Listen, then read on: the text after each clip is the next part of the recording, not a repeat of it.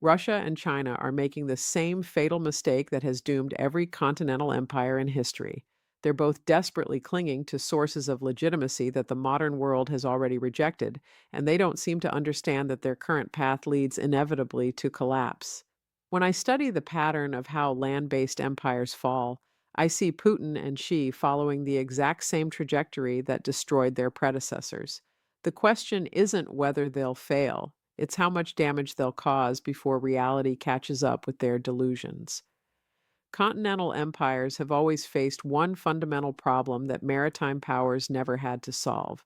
How do you maintain legitimacy to rule over vast territories filled with people who don't want you there without giving them elections? It's an impossible equation, and throughout history, land based empires have tried the same three traditional answers. First, religious authority, the divine right to rule granted by God or gods. Second, economic prosperity, we may oppress you, but we'll make you rich. Third, civilizational superiority. We represent a higher form of human organization that brings order to chaos. Every single one of these justifications has failed modern Russia and China, leaving them with nothing but raw nationalism and the promise that size equals strength.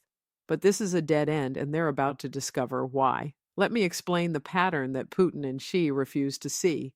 Russian national identity isn't just about territorial extent. It's always had big ideas attached to it, ideologies that somehow justified this massive territorial expansion as progressive, beneficial, or divinely ordained. Under the Tsars, the ideology was the Third Rome of the Russian Orthodox Church. According to Russian thinking, there was Rome itself, then the Byzantine Empire in Constantinople as the Second Rome, and when that fell to the Ottomans, Moscow became the Third Rome. They used Russian Orthodoxy to justify spreading deep into Eastern Europe, claiming they were saving souls while they conquered territory. When the communists took over, they weren't spreading Russian Orthodoxy anymore. They were spreading the communist revolution to liberate the world's workers from capitalist exploitation. The problem for Putin today is that neither communism nor Russian Orthodoxy are marketable ideologies in the modern world. Communism collapsed under the weight of its economic failures and massive human rights abuses. Russian Orthodoxy appeals only to Russians and a few fellow Orthodox populations. So Putin is stuck with just being a really big place, and that's not enough anymore. Size without purpose is just emptiness, and emptiness cannot inspire loyalty or command respect. China faces the exact same crisis of legitimacy, but their traditional sources of authority are even more thoroughly discredited. The Chinese historically believed there was only one true civilization, theirs, based on Confucian principles that represented a complete world order unto itself.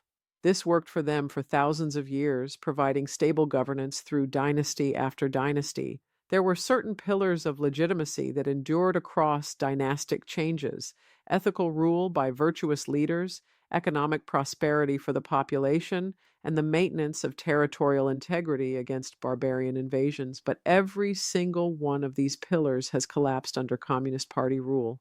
Ethical governance, the party's track record of corruption, arbitrary rule, and mass killing makes that claim laughable. Economic prosperity, China's growth is slowing dramatically, and the benefits have been concentrated among party elites, while ordinary people face declining opportunities. That leaves territorial expansion and the promise of civilizational dominance, which is exactly what we're seeing with their aggressive behavior in the South China Sea and threats against Taiwan. The really scary part is that Confucianism had been this enduring feature of Chinese civilization for over 2 millennia. Dynasties came and went, but Confucian principles stayed constant until China proved unable to defend itself against Japan in the First Sino-Japanese War and against European powers in the Opium Wars. When Confucian governance showed itself totally inadequate against foreign threats, enough Chinese stopped believing in the system to trigger the 1911 revolution, and it just vanished as an organizing principle for government. The Communist Party's nightmare scenario is that the same thing could happen to their ideology, that when enough Chinese cease believing in Communist Party rule, the whole system could collapse just as suddenly as Confucianism did. This is why both Russia and China have turned to the most dangerous drug of all, militant nationalism. When everything else fails, when you have no other source of legitimacy, you reach for jingoistic appeals to ethnic or cultural superiority. It's intoxicating because it gives people a sense of meaning and belonging when economic and political systems are failing them. It's unifying because it creates an us versus them mentality that deflects attention from domestic failures to external enemies. But it's ultimately destructive because nationalism is like alcohol. It feels good in the short term, but causes serious long term damage to judgment and decision making. Nationalism clouds rational analysis. By making leaders believe their own propaganda about inevitable triumph and civilizational superiority, it alienates minorities within the empire who don't share the dominant ethnic identity and have no place in nationalist narratives. It frightens neighboring countries into forming defensive coalitions and seeking protection from stronger powers. Most dangerously, it makes de escalation of international conflicts nearly impossible because backing down from confrontations looks like weakness that undermines the entire nationalist project. When your legitimacy depends on projecting strength and dominance, you can't afford to appear weak even when strategic retreat would be the smart choice. Both Putin and Xi are trapped in this nationalist spiral, and they're taking their countries down with them. Putin measures Russian greatness in vast territorial extent and the ability to run roughshod over others, making them do whatever Russia wants. When Russians look at their security, they think they need massive territorial buffers to be safe, but they never consider that they might pose a threat to others. They're always worried about foreign invasions, but never ask whether their neighbors might have legitimate reasons to fear Russian aggression. This is extractive thinking, the legacy of the Mongol yoke, where Russian elites learned to extract resources and tribute from others rather than create wealth through innovation and trade.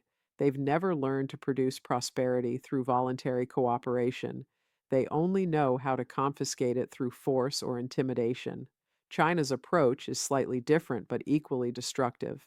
Xi Jinping has learned that survival requires prioritizing Communist Party control over economic efficiency, even when those choices depress growth and innovation. He's willing to sacrifice China's long term prosperity to maintain short term political control, which is exactly backwards from what successful modern societies do. Instead of adapting to changing global conditions, he's trying to force the world to adapt to Chinese preferences through economic coercion and military threats. Both countries are making the fundamental mistake of believing that controlling vast territories filled with resentful populations is a source of strength rather than weakness.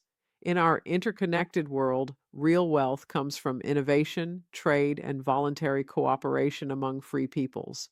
The future belongs to societies that can adapt quickly to changing conditions, foster creativity and entrepreneurship, and build alliances based on mutual benefit rather than domination and fear. Continental empires that rely on territorial control and ethnic nationalism are dinosaurs trying to survive in a world that has moved beyond them. They require enormous resources to maintain control over unwilling populations. They stifle innovation through political repression, and they inevitably face coalitions of threatened neighbors who are more economically and technologically advanced. The pattern is always the same. They overextend themselves militarily and economically, alienate potential allies through aggressive behavior, and eventually collapse when they can no longer afford the costs of maintaining their empires against internal resistance and external opposition. What makes Putin and Xi particularly dangerous is that they seem to understand their systems are failing, but have chosen to double down on authoritarianism and aggression rather than reform and adaptation. They're like gamblers who keep raising the stakes because they can't afford to admit they're playing a losing game. This makes them extremely dangerous in the short term because they're willing to take enormous risks to postpone the inevitable reckoning. But it also makes their ultimate failure more certain because they're destroying the very foundations of long term prosperity and stability that their societies need to survive and thrive. The tragedy is that both Russia and China have enormous potential if they could move beyond imperial thinking and embrace genuine modernization. Russia has vast natural resources, a highly educated population, and a rich cultural heritage. China has tremendous human capital, entrepreneurial energy, and technological capabilities. But as long as their leaders remain trapped in continental empire thinking, that potential will be wasted on futile attempts to dominate others rather than building prosperous, innovative societies that people actually want to be part of. The question for the rest of us is how to manage the decline and fall of these continental empires without letting them drag the world into chaos. History suggests this won't be easy. Failing empires often lash out as they collapse, but understanding helps us prepare.